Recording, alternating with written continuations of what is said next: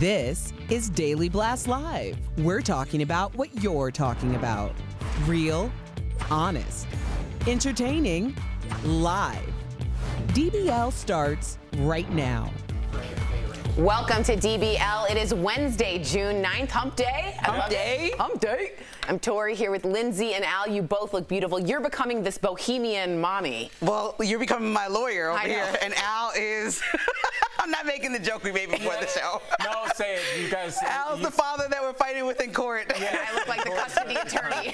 And I'm down with that. As long as I look good in court. You look great in court. All right, let's get started. Can companies require workers to get the COVID vaccine? And what should happen if employees refuse? Should they get fired? Should they get suspended?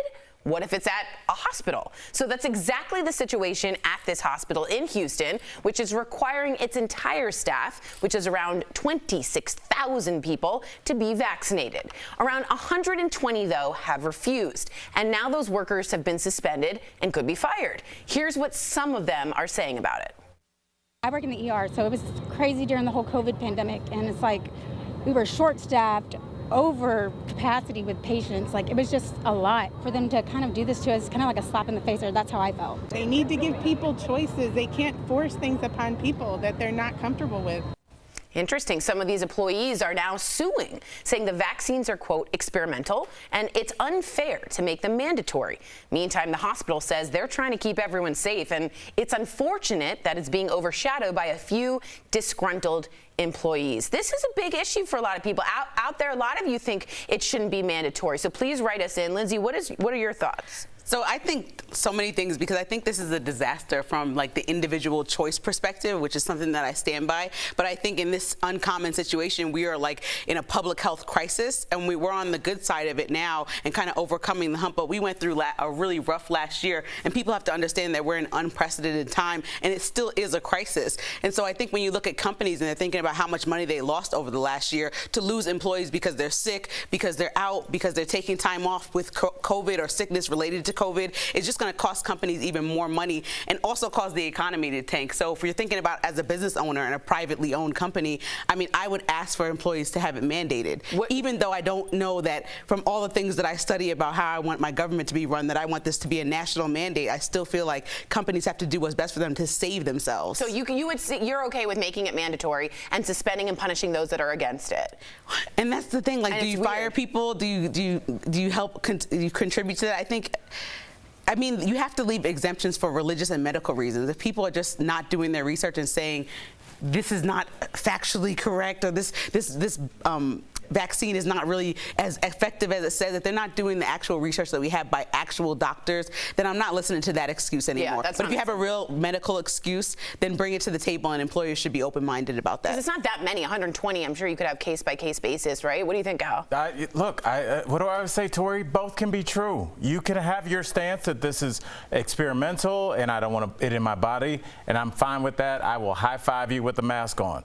But it's also my choice as somebody that might have been rushed to that hospital to be treated by somebody that I know is being as safe as possible. And that if this was somebody who was like, hey, it's against my religion to wash my hands, to put a mask on, whatever it is, the hospital is there to make sure to keep its patients safe when they're at their most vulnerable, which a lot of times means that their skin is open, wide open, or they need a blood transfusion. And if these people are not going to make sure that they're as safe as possible because of whatever values that they may hold, that I absolutely respect, your values can't consume and overtake my values. My values is getting healthy as soon as possible. So if you don't like it, there's plenty of other jobs. There's consequences there, too. All right, write us in if you are a hospital worker. We got Devin Coleman says, it's weird that usually the anti-vax people are also the people who are staunch supporters of capitalism and business rights. Wait, but I want to know, do you think people should get suspended and fired? I absolutely do. I think it's a sanitary public health crisis, and I think it's absolutely equal. And if there's a medical directive, you can speak case by case. Absolutely. I think there should be a federal mandate. Now, come at me now, huh? Come at me now. You got her lawyer haircut. She's ready. I got this weird asymmetrical thing. I like it. Do you? I was trying to show this part off. That's an important part of the dress. It is. It really is. Okay, thanks. Have you all heard the cicadas? Huh? Those giant bugs that are wrecking havoc along the East Coast and Midwest. Some are calling it cicada chaos. Even the president had to swat away one of the pesky bugs. Ew! While talking to press people before heading to Europe. Oh, gross! Meantime, the plane that was chartered to bring press on that trip had to get changed out because cicadas infestated the engine. I don't think that's a word. That's absolutely not a word. I made it up. A cicada is also to blame for this car crash in Cincinnati. According to the police, the bug flew in the window, hit the driver in the face, causing them to crash into a utility pole. Everyone is okay, except for the bug. Now, the cicada brood emerging from the ground is called Brood X. It's so large, it was even picked up by radar. Sounds like a Mountain Dew flavor. Do Brood X. Can you hear that? I could totally do it. So you can see it in green outside of my home city, D.C. That green are the cicadas. And check out this woman's solution to walking outside without the bugs bothering her. It's an umbrella with a shower curtain attached to it. Brilliant. She seems really happy about her invention. So what do you think about this Brood X, and how are you with big bugs like this? Could you handle it? What do you think? I'm from D.C., and 17 years ago, it was like you'd walk down the street and it'd be like crunch, crunch, crunch. The shells are everywhere, and people are calling 911 because the sound is causing them to kind of go a little nutsy. You seem perfectly fine with it. What? No, I am from New York, so I feel like, and 17 years ago sounds so long ago, but I feel like I remember when they were all over the place, and I was so disgusted, and I'm re-disgusted. I was in New York recently. I think I saw one. My sister has a pretty big backyard, and I was like, oh no, I gotta go back. I gotta go back to Colorado. Because we don't have them at all in Denver. Yeah, I mean, I'm not a bug person, meaning that I kill spiders. I'll do anything in the house. But those bugs are super gross. They're super gross, and there's so many of them. And just on behalf of anybody that is the bug killer in their relationship, whether you're the man or the woman, because it really doesn't matter, it's just how you're made up. Like even those bugs, I'm like, oh, because my girl would be like, can you get that? Like, yeah, yes. What would you say if and she I'll asked? just shoo it out. I'm not killing that. It's gonna make a weird noise. Nah. It's gonna crunch. That's the worst What if you part. don't get it the first time and now you just know it's loose? I hate when people don't get it the first time. Just don't even do it. See, I'll just lie. I'll be like, got him. Nailed it.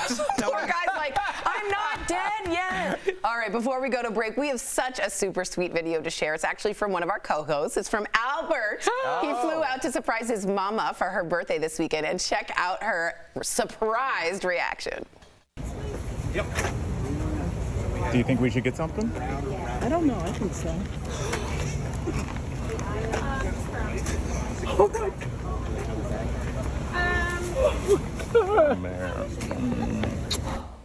Okay. Yeah. Why did you guys do that to me right at the end? I just put on eyeliner. I'm just saying, I haven't touched my mom in almost 2 years. How wonderful was that? It was great. We've been planning that for about 4 or 5 weeks and just making sure everything went down. And, you know, me and my girl were like just stalkers. We were there, but then we're setting the farmer's market up. We're in conjunction with my sister. She's like, I'm going to bring her to the farmer's market.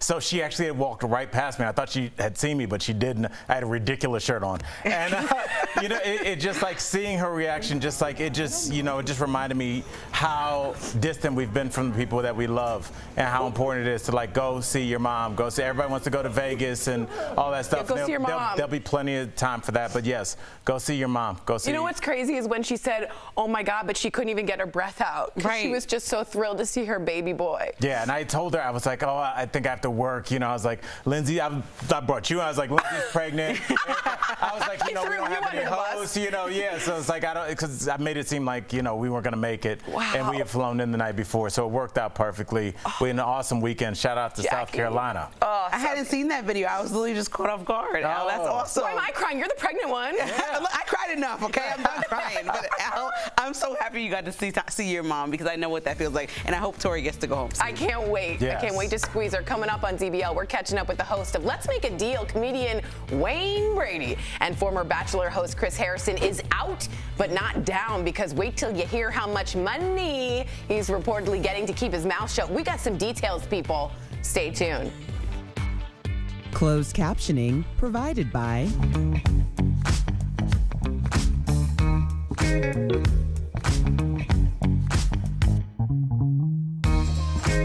Becoming a new mom is tough, made even harder during a pandemic.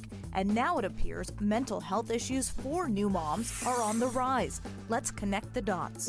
A new report out of Canada says mental health visits during the postpartum period were up 30% compared to before the pandemic. Reports of anxiety and depression for new moms were up 39%, and reports of substance abuse issues for that group were up as well. One interesting finding in the report was women who lived in less populated areas reported more normal levels of mental health issues starting in the summer. Researchers think that's because COVID cases in those areas in Canada started to fall around that time, allowing for less social distancing, more in-person school, and in-person dining. Mental health experts point out that social support can be crucial for new parents, especially new moms. The pandemic cut many people off that social network and added to the stress of protecting a brand new baby. All this making a tough time even tougher.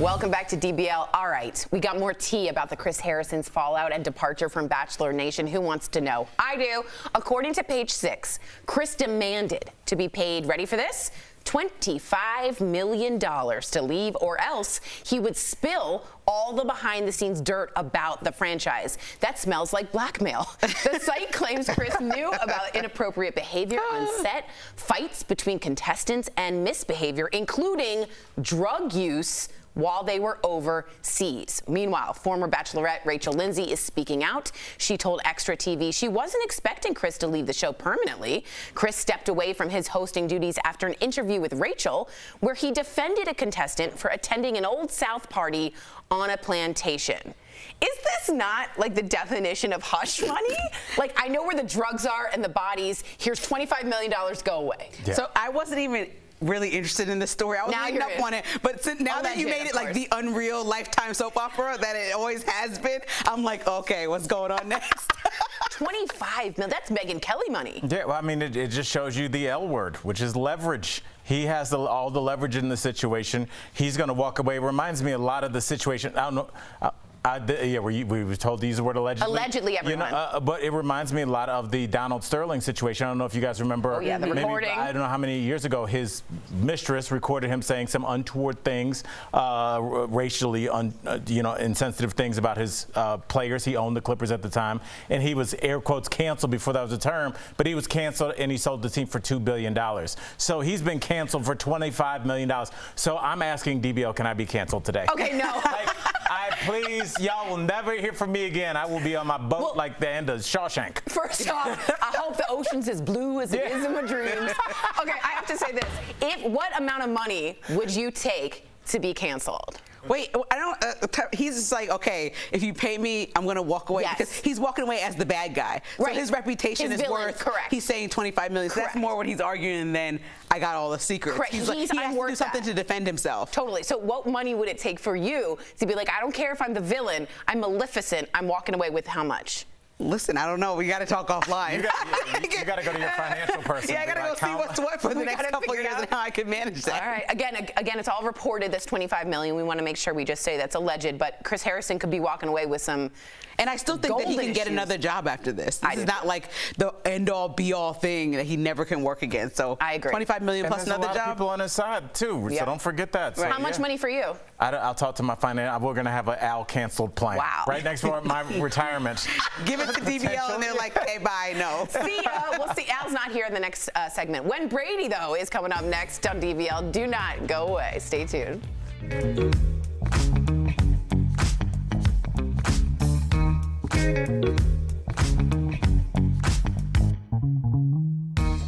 For 20 years, I've been doing this business for 20 years, and I've spent a majority of those 20 years in the dressing room with women doing makeovers. And women have trusted me, they've confided in me, and they have told me what they've wanted. And thus, my CAXLZ Celebration Collection was born.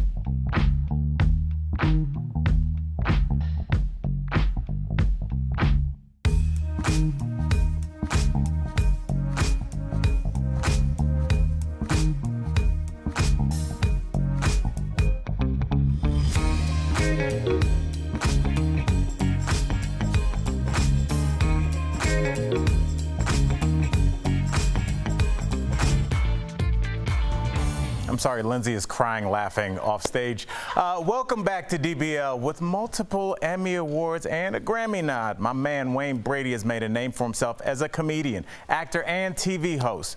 But now he's showing another side of himself, and we spoke to him earlier in today's Chatting with the Stars. Wayne, welcome to DBL. Look at that heart on the shirt. I like it.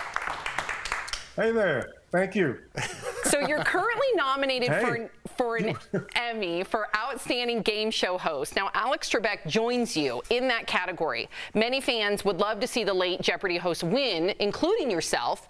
But who do you think should replace him on Jeopardy? It could be anyone from Anderson Cooper to LeVar Burton, who I think would be an amazing choice. There are people lined up who each could do a great job in their own right. It all depends on what people want to see. Personally, I love someone like LeVar, and I love what he brings to the table. Let's see what happens. Wayne, I'm a big fan, man. Let's Make a Deal is back, and it's giving the show's losers a second chance. So what's the best part about giving Zorked contestants that second chance? They're probably thinking about it every day after they left that show.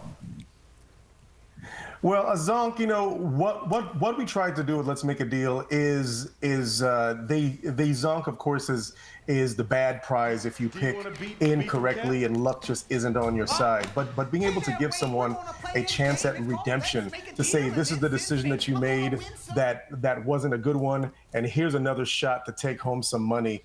How often do you get a second chance to redo something like that? So that's just fun. And if someone can win and take something home, it just makes me happy. Absolutely.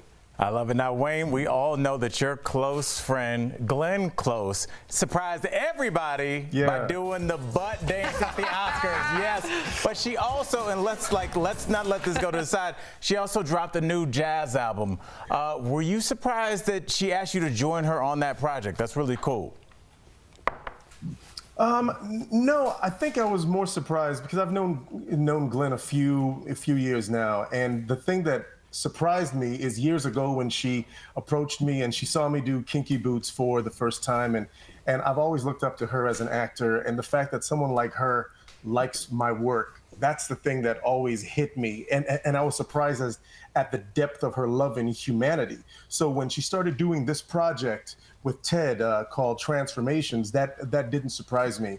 I was nervous because to share the stage with Glenn Close, and I did, I think, 3 numbers, 3 spoken word numbers. That is one of the highlights of my life, man. Wow. So I'm not surprised by her. I'm surprised by what an amazing person she is.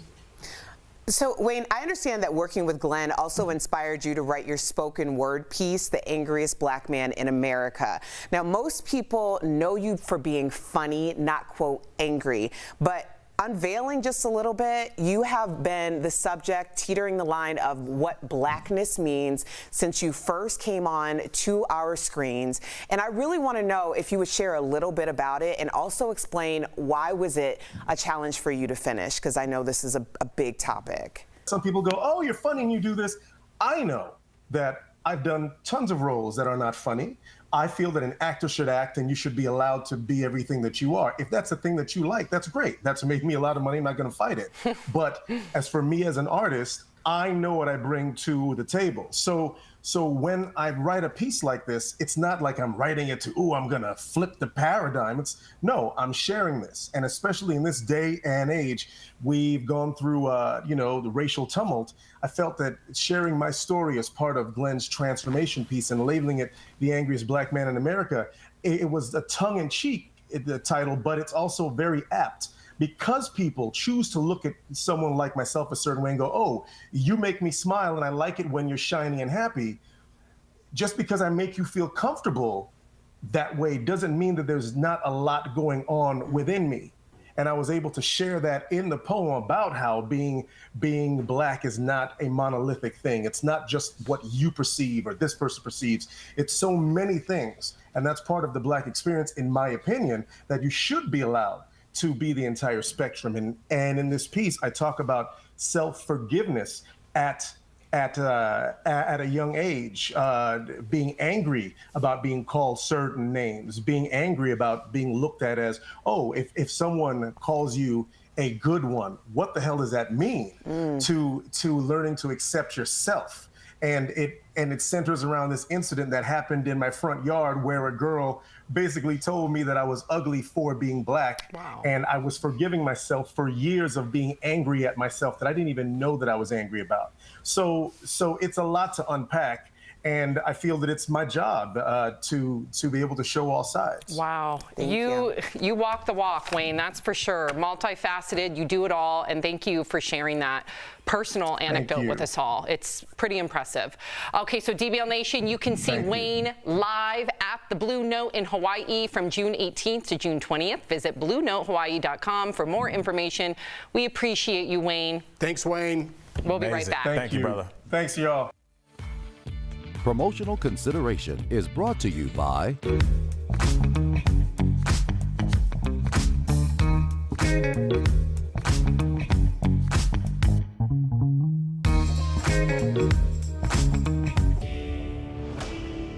In just weeks, millions of Americans are going to start to receive their child tax credit. But because of the American Rescue Plan, things are going to look totally different than past years. So the Verify team is here to clear up some confusion. Here are our sources: the IRS, Henry Grez from the Association of International CPAs, and the text of the American Rescue Plan itself. Let's start by breaking down the big differences to the child tax credit this year. First off, the payment is larger. In the past, the maximum payment was $2,000 per child per year. Now it's up to $3,600 for children under 6 and up to $3,000 for children 6 to 17. There's also a change to eligibility. You can now get a payment for your 17-year-old. And finally, payment will no longer be a lump sum credit during tax time. The IRS said that instead there will be a monthly payment starting on July 15th through the end of the year. And here's who qualifies for the credit, according to the IRS. Individual taxpayers with an income of $75,000 or less get the full amount. For the head of a household, that income is $112,500 or less. And for a married couple filing jointly, it's $150,000 or less. If your income is higher than that, then payments are going to start to phase down, reaching zero at an income of $200,000 for individuals and $400,000 for couples. So it's only for 2021. As for the future of this tax credit, here's Grez. Unless Congress changes the rules, they'll flip back to what the rules were for 2020. With your Verify, this is Evan Kozlov.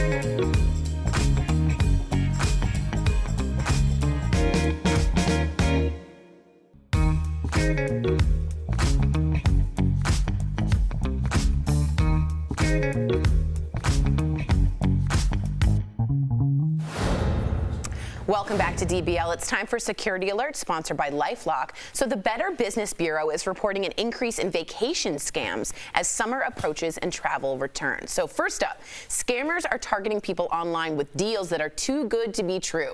If you're searching cheap or low-cost vacations, you will likely spot these phony bargains. Crooks are also targeting people with ads saying you want a free vacation, and then they ask you for your credit card to reserve it. That's not real. Scammers are also pretending to be front desk clerks and calling hotel rooms directly, asking for your credit card info. Never, ever give it if you can avoid it, ever. And also never use public Wi-Fi when you're traveling. It's an easy way for your information to be stolen. I believe that happened to Al in the Dominican Republic. Your info was well, stolen. I swiped my credit card immediately. Like, I was like, this is bad. Yeah, you were totally taken. If your information has been breached like Al's was, LifeLock is here to help. LifeLock keeps you and your digital identity secure from cyber criminals. Call 1-800-439-9017 or visit lifelock.com to learn more. That was a pain, wasn't it? Yes, that's what I've had LifeLock forever before I started doing DBL because I've had it happen to me twice, so handle it. It's a witness right there. DBL's new every day. We'll see you same time, same place tomorrow. Bye, guys.